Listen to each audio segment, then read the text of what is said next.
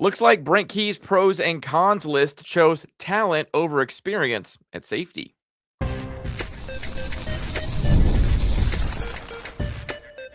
You are Locked On Georgia Tech, your daily podcast on the Georgia Tech Yellow Jackets, part of the Locked On Podcast Network, your team every day.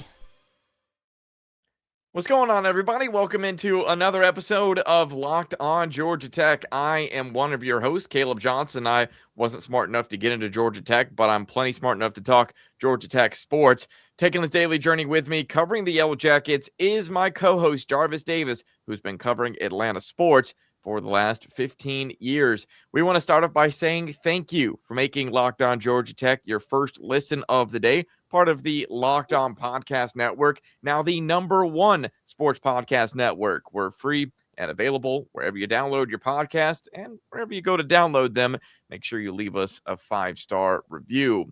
Have your cake and drink it too. Yes, that's because the birthday cake flavor is back. No fork needed. Vanilla cakey flavor, caffeinated kick, and no sugar. It's party time. Order now at 5hourenergy.com or Amazon. Today on the show, we will get into, should the Jackets be in on Buford quarterback DJ Hunter in 2027? What's the confidence level that you have for special teams this season for the Yellow Jackets? But first, Jarvis, a group that we took a look at as we went through positions, but kind of want to look at it from a different perspective when it comes to the defense that, I think you and I both agree seems to be improved in 2026, and especially with Jason Semore leading things, it's going to be a pretty good group. But the safety room specifically, Vinny Sunseri, for all we know, is the guy who's going to be coaching that group. I know his name not on the website yet. We're still a little unsure, but just going to leave it as it's in the man's bio. So we'll take it as what it is. But Jarvis, I just wanted to ask you from this perspective, with the excitement of a guy like Tay Harris and a young group overall, do you feel like Brent Key is kind of ready to move with this youth movement at the safety position? Oh, absolutely. And here's the thing, man, when you look at the potential of it, and I think the guy you just named, and Tay Harris, is the guy who's going to lead that talent youth movement, because the guy has it, man. He's one of those guys that can come down hill and give you all 195 of them, and bring it, and he can, get after the ball as well, as far as from in coverage as well. So I think when you have a guy who has all of those traits, and he's a super speed guy, I think he ran like a 10.6 in high school. Yeah, that's pretty fast for those who don't know. So yeah, when you have that type of talent and a guy that played in every game for you last year, so he has some experience, not necessarily every down starting from the beginning, type experience, but he understands what it's like to play in a college football game. I feel like Keith looked at what he saw from him as a freshman and said, you know what? Here's what we're gonna do. We're gonna run it back with Tay, and we're gonna bring a guy like Fenix Felton, got a little time in last year as well.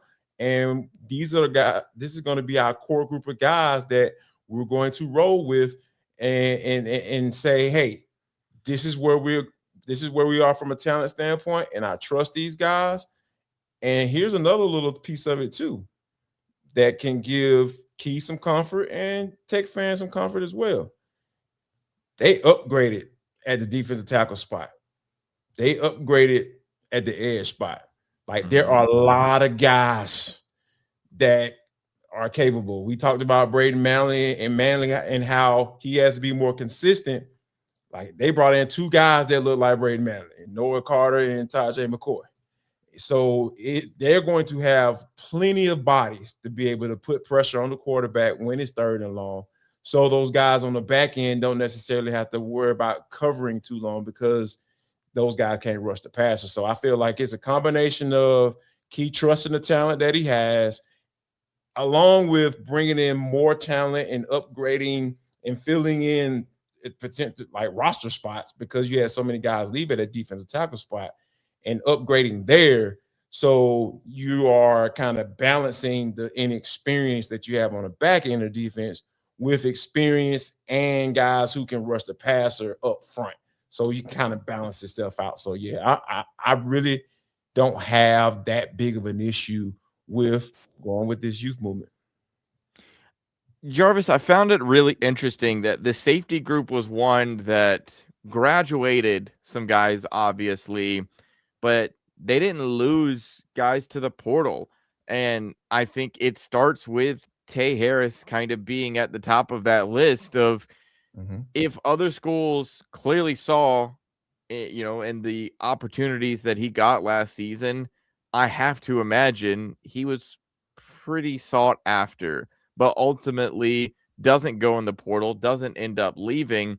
And I think that's says something about what Brent Key had set up, because when you do lose your defensive coordinator, it feels like to some extent everything's on the table that, you could potentially be eyeing a new opportunity. It seems like there was a level of trust from Brent Key in this safety room, and in respect the other way for these safeties in Brent Key and who he was going to bring in, ultimately it being Jason Semore to run this defense, Vinny Sunseri to run that position group.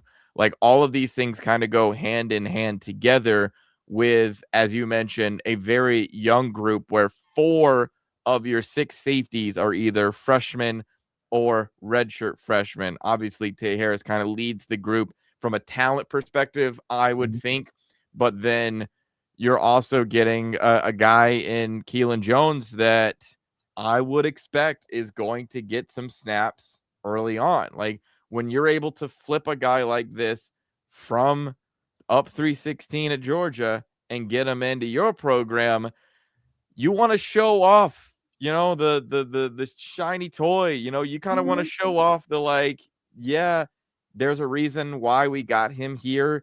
And a big reason, I have to imagine, was getting some early playing time, getting that opportunity, because they see that the talent is there. I think it is, clearly this is going to be a position that needs some development because most of these guys are so young. And even the guys who did get opportunities, you mentioned a Fenix Felton, who I think got some great experience, but also had some real got to learn from it moments back in 2025 as well, that you kind of want to see. All right, by the time we reach spring camp, or the spring game specifically out of spring camp, what are you showing as far as what you've developed since last year? Yeah, and I think that's the main thing, because we know turning teams over was an issue for this team, for the defense last year. That was something that was sorely missed, especially when you have a defense that gives up so many yards and you're on the field for so long, and these teams have these long behind drives. Going back to the last game of the season against BYU, they could not get off the field. And when you play that bend but don't bend and bend and bend, and then you eventually break type defense, you better be able to turn teams over. You have to be able to do that, because that's the only way you're going to be effective at all, right? Because your offense kind of sitting over there just kind of waiting. All right, okay, we're going to get on the field. Half the quarter's over with. We still ain't got a chance to get the ball. So that's why I feel like it's so fitting that they're bringing in a guy like Jason Semore, because he preaches going after the ball, getting the football. What is a pass breakup?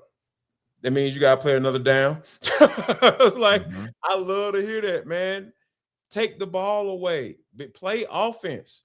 Help your offense out. And then when you pick that bad boy out, try to take it to the crib. Let's get back on the field again, because we just scored.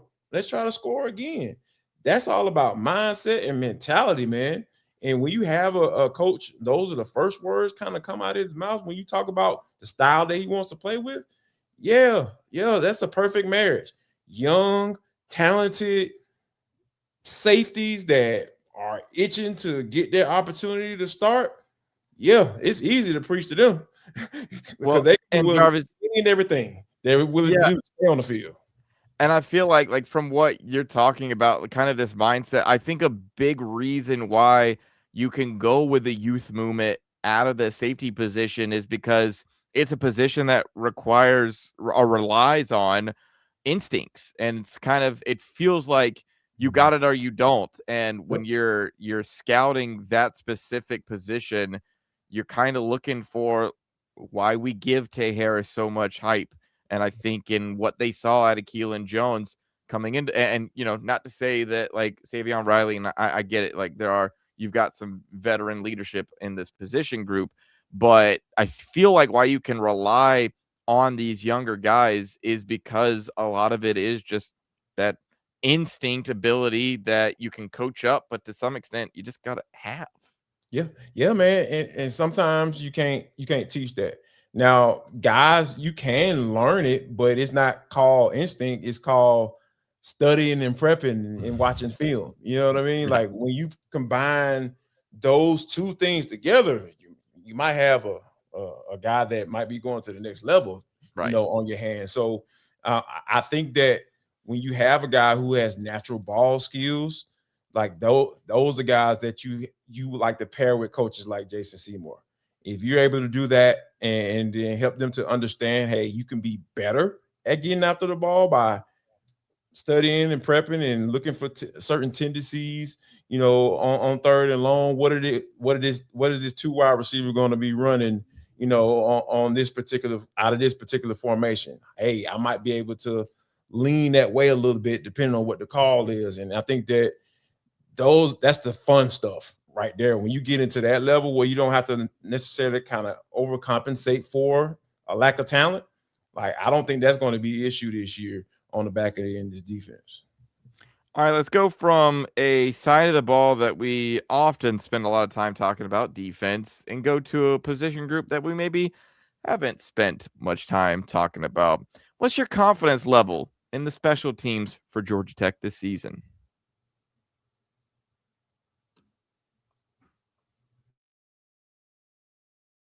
I'm Clea Butler, host of Locked On Women's Basketball, and this is Mazda's Women's Basketball Snapshot, celebrating the work no highlight reel can ever capture. It was a heavyweight showdown between number 3 South Carolina and number 7 LSU, and the Gamecocks rose to the occasion.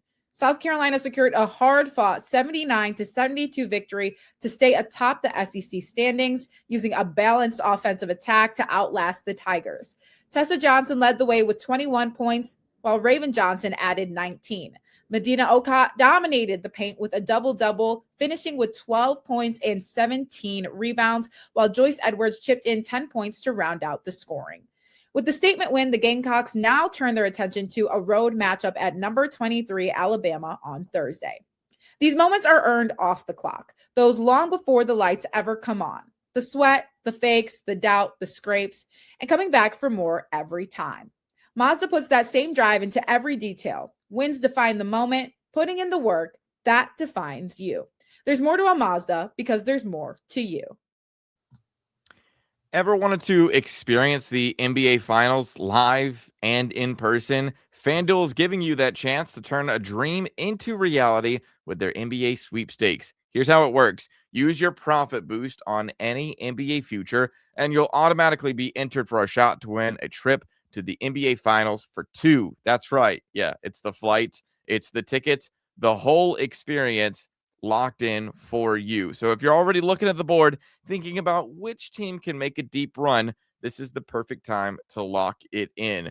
And now, not only can your pick cash in, but it can also send you to the finals. Visit FanDuel.com to get started. Use your profit boost on an NBA future and get entered for your chance to win a trip to the NBA Finals. Play your game with FanDuel, the official sports betting partner of the NBA.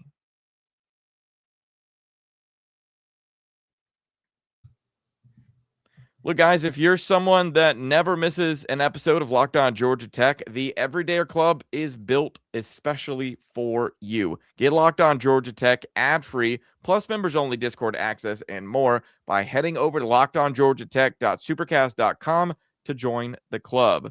Jarvis, man, we really honestly hadn't spent a whole lot of time talking about this position group. And it's kind of typical of like football fans in general. You know, you need them to win the game. However, you often don't like to think about them and you get really upset when they don't do their job perfectly. It's good old special teams. We know you've got one part of this group returning, and you've got redshirt senior guy primed, potentially to be one of the best kickers in the league. And on the other side of things, you've got a new face on the block and a punter brought into this team. And then, obviously kick return and punt return, all these sorts of things. What's your confidence level overall with the special teams this season? I have a lot of confidence in what Aidan Burr brings to the table, because when you talk about Lou Groza Award finalists, have been in that conversation at the end of the year, that's how you know you had a really good year. That's how you know you can have the confidence going into the season. Like, you're off to a good start, right? I think that special teams is so important, and a lot of times it gets forgotten about.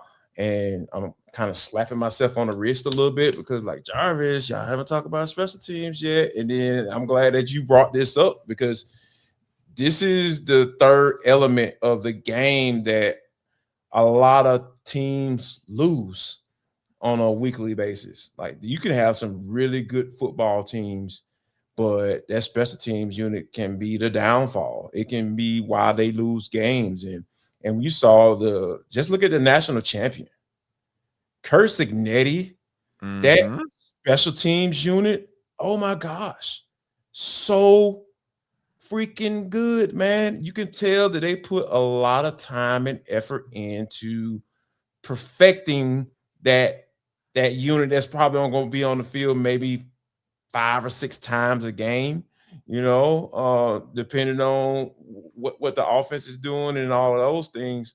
And when you're talking about from punting, from kicking off to kick return to punt return, all of those things, man, they're not on the field for a lot of plays, but they are so important. I think that, Aidan Burr is the beginning of, yes, I have a lot of trust, because I know exactly who my kicker is and I know exactly what I can expect from him.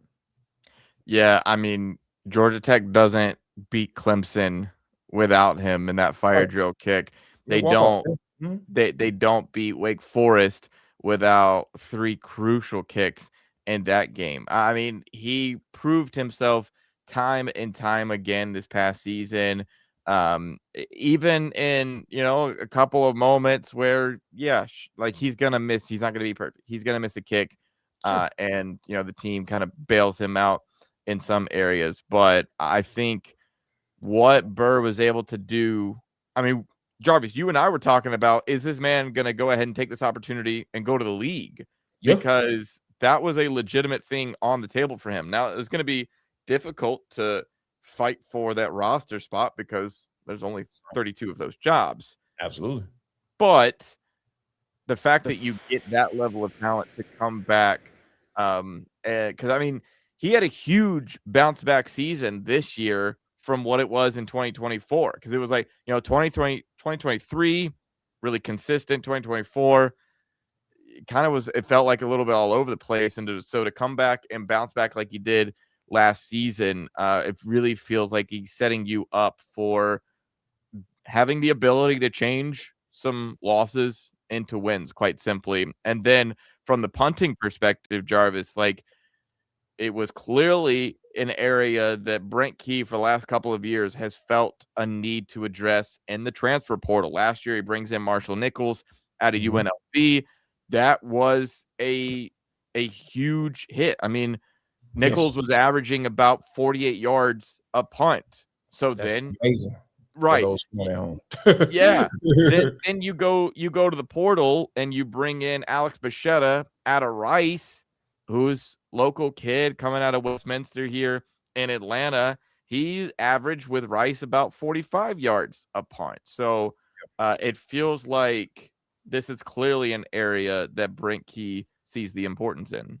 Yeah, and another thing that they're going to have to figure out, and we kind of touched on this a little bit when we were talking about the wide receiver group and what that's going to look like for the 2026 season, and that is who's going to return punts. Yeah. You Only one of know, those guys, like, one of the 4 or 5 that they had last year, only Mhm. only one of them's coming back. Yeah. So, and I think that's where, hey, Jordan Allen, my You man, think so? player, youngster, young fella.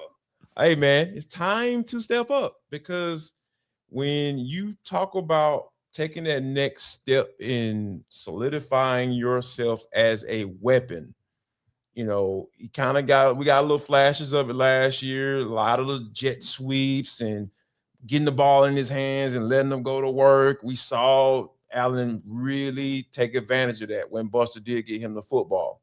But oh my gosh, if you can add punt returner to that repertoire, man, you talking about building a nice resume to really get paid. I mean, I know that's not what it's all about. Well, you know what? I can scratch that. Back in the day, maybe 10 years ago, yeah, it's not about the money. It's about playing college football and all, but now it's about the money. That's what it's all about. You can get you some money now and you get some later too. And if he's able to, really, and it's not something that he's new to as well. Like, he holds the record for punt return touchdown, in high school. So, when you think about all of those attributes and the reason why Tech recruited him to come over here to the Flats, it lets you know that, all right, because you don't want to put a freshman back there to return punts, especially when you got Rivers and Jamal Haynes and Bailey Stockton. They were back there, so those guys are sure-handed guys, been there, done that, and we understand what the seniority thing is with this team. So I think, being that it's pretty much wide open, if I'm Jordan Allen, I'm raising my hand. Like, coach, let me get a shot at this thing, because you talk about having someone who's a threat to take it to the house. Yeah, Jordan Allen has already proved that. Here's my thing, Jarvis. I hear you on Jordan Allen. I wonder if the level of importance, them needing him at that wide receiver position, is enough for them to turn to other guys, because like I mentioned, like Shane Marshall is the one returner out of that position group that is actually still on this football team.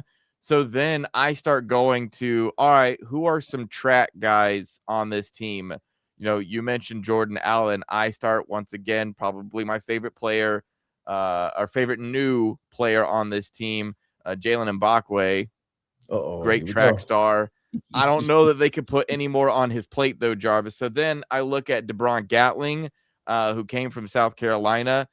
He was a track guy at Milton, helped them win a state championship. And so, I start wondering about, all right, good hands and you run fast. Got to have that no fear. What were you talking pre-show? Like, no fear mentality, essentially, for this group. Who not scared to get their head taken off? Yeah. Yeah. Essentially, like, that's what you've got to have for that return. Especially the punt returners, because you got somebody in your grill almost immediately as soon as you catch that football. Yep. So I'll be curious to see if Debron Gatling is somebody who's able to get an opportunity where otherwise, he might not have that shot. Shane Marshall, I would assume, would kind of continue.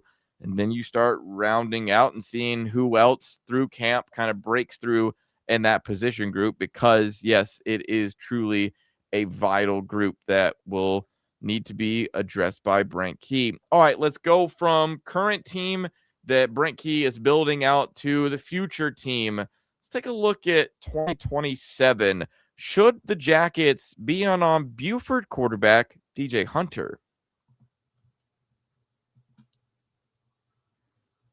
Tax season doesn't have to take over your life. This year, TurboTax is making it easier than ever to just hand things off and move on with your day. With TurboTax Full Service, you can have your taxes done for you by a trusted local expert, start to finish, without stress or guesswork. Instead of spending hours trying to figure out forms, you can meet with a local TurboTax expert in person or connect online. They'll handle everything from W-2s to self-employed forms and work to give you every deduction. It's a huge time saver, and it gives you real peace of mind knowing an expert is handling it all. For a limited time, you can have your taxes done by a local TurboTax expert for just $150 all in. If a TurboTax expert didn't file for you last year, just file by February 28th.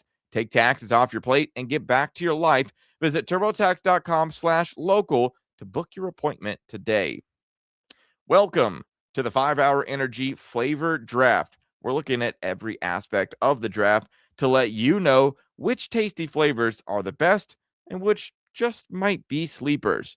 The board is set, the flavors are ready, and only one is going to take that top spot.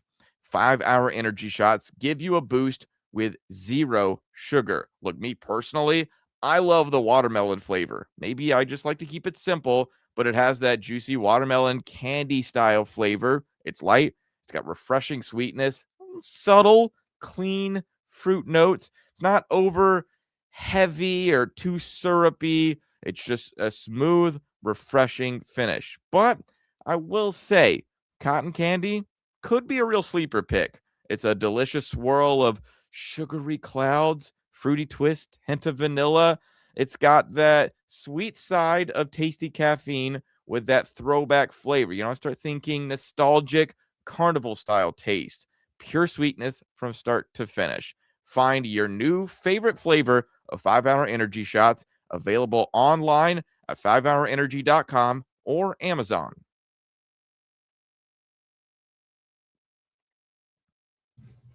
All right, Jarvis, it feels crazy to start thinking this far in the future. I mean, we're not even to the 2026 season yet, and yet we know on the recruiting trails is eyeing 2027 and the guys that could be brought in here. Well, a name this past week recently opened up his recruitment and became available to be looked at, and that's a local guy. Buford quarterback DJ Hunter decommitted from Kentucky because, well, he originally committed to Mark Stoops. Mark Stoops was fired. Didn't see that he fit in with the new regime. A 3-star quarterback. But is this a guy, Jarvis, and DJ Hunter that Brent Key and Georgia Tech should be taking a look at? When you go down the list of guys that, Tech has offered in the 2027 recruiting class, and you look at some guys from the state of Georgia, you got Jace Johnson out of Lowndes, who has committed to Texas A&M, and you scroll on down a little bit, and he's a 4-star kid. You scroll on down a little bit more, and you have guys like Wonderful Mons. He's a 3-star kid out of Vero Beach, Florida. What a name. I said, what a name. I know that is an amazing name. Like, he had to play football. It's wonderful, Jarvis. It's wonderful. It is a wonderful name. Wonderful Mons. There we go. But yeah, and you think about these guys not being high. Georgia Tech's not high on these guys' list. The name that I mentioned, and Johnson is actually committed to Texas A&M. So I'm always big on the state of Georgia, right? Looking at a guy. So I would at least see if you get a feel for where he is, because the schools that are on his list was at South Florida. You think like Vanderbilt, schools that aren't necessarily going to knock your socks off, or it's not like it's a school up the road, or Alabama or anything like that. It's just you gotta have I will feel like they will at least have that conversation, because like you never know what's going to happen, especially year to year, because you might have a mass exodus because Alberto Mendoza balls out, Graham Knowles out the door, boom, Cole Bergeron out the door, boom. Now you need a freshman quarterback to come in to potentially step in for Alberto once he's done playing here on the flat. So I'm always big on guys that decommit from schools outside of the state, and if they're local, man, I'm at least having that conversation, because it's easy phone call, it's an easy trip. You don't have to take the helicopter that far, and just kind of swoop in on. And Buford's not a bad place to go, Right. because they are absolutely loaded with talent. That's where little Jordan came. Little Jordan Allen came from. So, hey man, he's familiar with the campus over there. Coach Appling. So yeah, it's a lot of good things going over there. So yeah, I would definitely at least have that conversation. Like, hey man, I saw that you decommitted. What you think about staying home? Yeah, well, Jarvis, I wanted to bring up DJ Hunter specifically because I feel like oftentimes, and it can happen, is you see a local guy and you're like, oh, well, maybe he'd want to stay home. And, you start really getting into the home aspect of, oh, stay in the state of Georgia. Right. Well, you'd really have to know his background to know that Buford is a stop along the path of getting to his collegiate dreams, Jarvis. Oh, This is a kid who went to school at Bearden up in Tennessee, where, well, he left Bearden to come to Buford because his head coach, who he had a relationship with, got fired because, well, they discovered he was improperly paying his coordinators an additional 60 grand.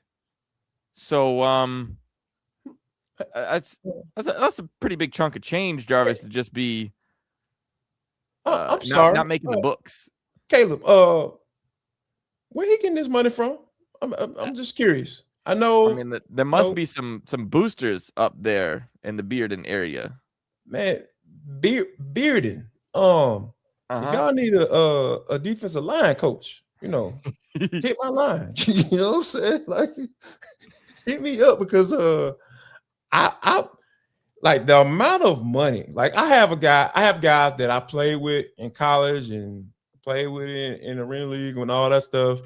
And they all a lot of those guys are into coaching, and the stories that I hear, there's just on the high school level now in 2026 is absolutely amazing. And if I told those stories, I probably will get approached. Get somebody in trouble.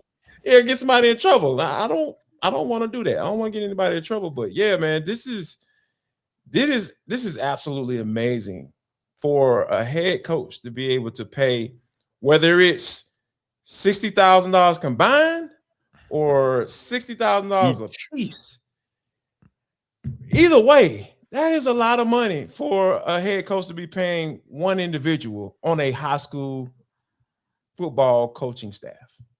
Yeah, it's certainly impressive, but it shows you how much they want to win. That's up in that Knoxville, Tennessee area, where they certainly care about their football up there. But that's just really to say that, not to discredit DJ Hunter in any way, but he is looking for opportunities wherever they come. I don't think he has some big allegiance to the state of Georgia.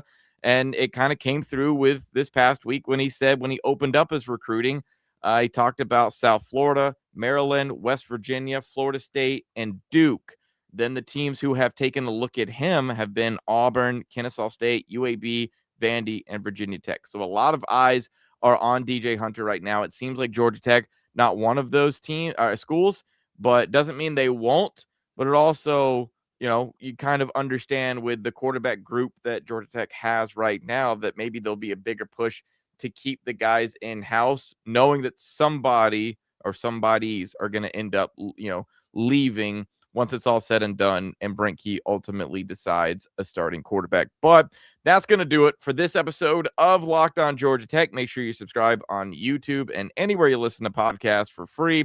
Follow the show on social media at Locked On Georgia Tech, as well as Jarvis at JarvisD90. I'm at ATL Johnson 18. If you're someone that never misses an episode, the Everydayer Club is built for you. Get Locked On Georgia Tech ad-free, plus members-only Discord access and more by heading over to lockedongeorgiatech.supercast.com to join the club. For Locked On Georgia Tech, y'all have a good one.